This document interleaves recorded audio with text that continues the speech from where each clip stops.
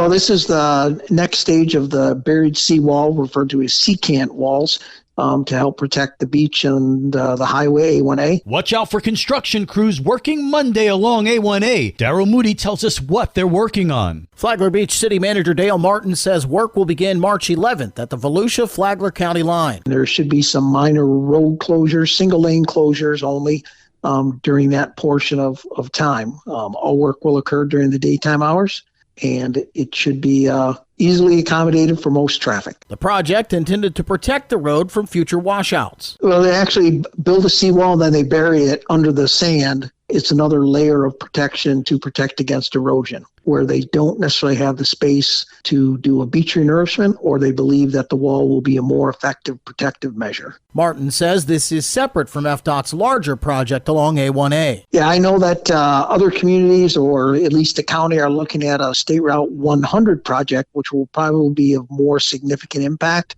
And then also in a few years' time, there's a major repaving project on A1A.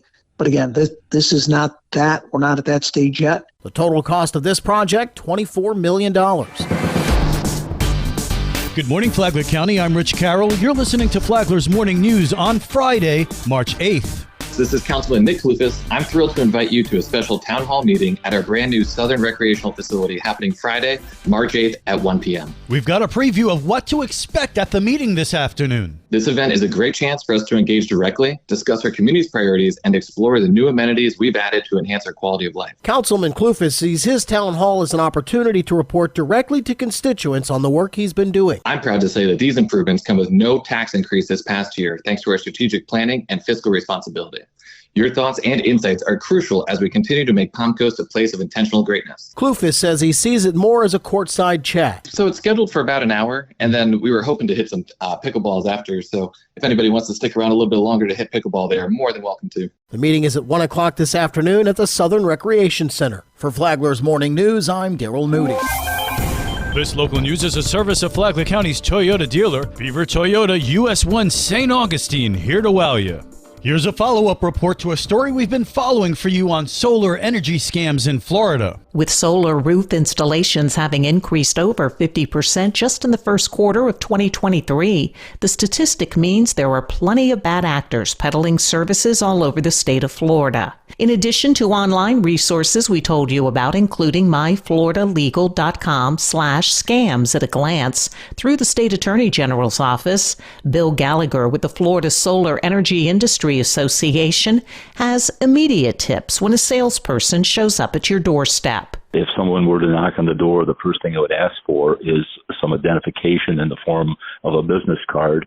And I would politely say, give me a couple days to review this, and if I'm interested, I will be back in touch with you. Gallagher says never be in a hurry to enter into a contract without doing due diligence. There's nothing wrong, per se, with solicitation of your business, but you have to understand what's happening is a lot of the folks are coming in from out of state and actually hiring subcontractors to knock on the door. And once they get a person to sign a contract, that contract sometimes goes to another subcontractor. I personally call these customers and try to help them out. Another great immediate resource is to check with the Better Business Bureau. We had a situation not too long ago occur. We checked the Better Business Bureau. They had 690 complaints. I know it's exciting to not have to pay an electric bill, but just be very, very cautious out there. We're here to help you. For even more information, check out the full interview here on WNZF 94.9 FM Saturday at 10:30, called Solar Fit Renewable Energy. For Flagler's Morning News, I'm Karen Johnson. Ian McLeod may be a champion wave skier, but his job is a lot more than that. McLeod also builds wave skis and works with groups of people who use them. I do a lot of work with paralyzed foundations, Wounded Warrior programs, Stoked for Life programs. My main foundation that I support is High Faust Foundation. That is more along the lines of, instead of people getting injured in duty, they were injured in the line of sport. McLeod said that he is here to let those who cannot perform their previous sport know that they can perform in wave ski. He even builds custom wave skis for people who need a board for sit-down surfing. The Business Report is on WNZF on Saturday mornings at 10, and it's on the Flagler radio app anytime you want to listen. From the WNZF Newsroom, I'm Deb Albertson. The weekend is here and there's plenty of family fun to be had in Flagler County. This is Stacy with Fun for Augie Kids. This weekend is the annual Palm Coast Strawberry Festival. Stop by for family fun and festivities, arts and crafts, Plant City strawberries, live music, frisbee dog shows, axe throwing, kids games, and much more. Be sure to visit our website to print your $1 coupon. Join the Early Learning Coalition of Flagler and Volusia for free family fun at the Flagler County Storybook Village. Collect Laura Numeroff's classic books as your family travels through the village, completing various activities themed to each book. For more on these events and others, please visit us on our website at fun4augiekids.com. Have a great weekend. And now you're up to date on Flagler's Morning News. I'm Rich Carroll.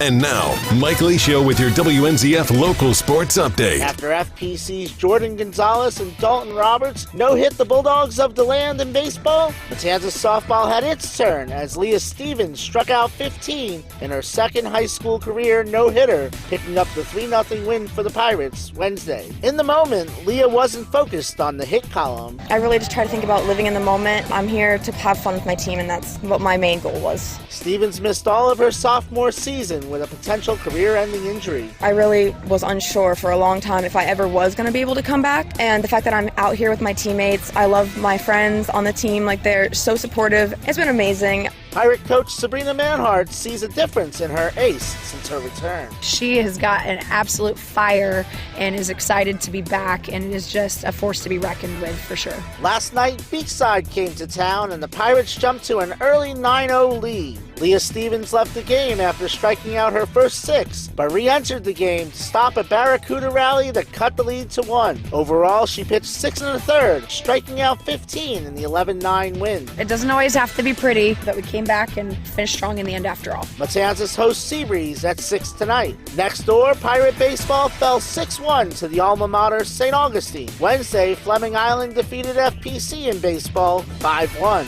They square off tonight at the Ship in the Old Kings Diamond Series, live on the WNZF Facebook page and the Flagler Radio YouTube channel at 7. Last night, Atlantic beat FPC flag football 12-6. Tonight's action, lacrosse, the Menendez boys are at Matanzas, the Bulldog girls at Buchholz. Flag football, FPC hosts the alma mater, Matanzas travels to Interlochen. FPC track hosts the North Florida-South Florida Challenge tomorrow morning. WNZF is your home for local sports, with updates Mondays and Fridays. From the sports desk, I'm Mike Licio.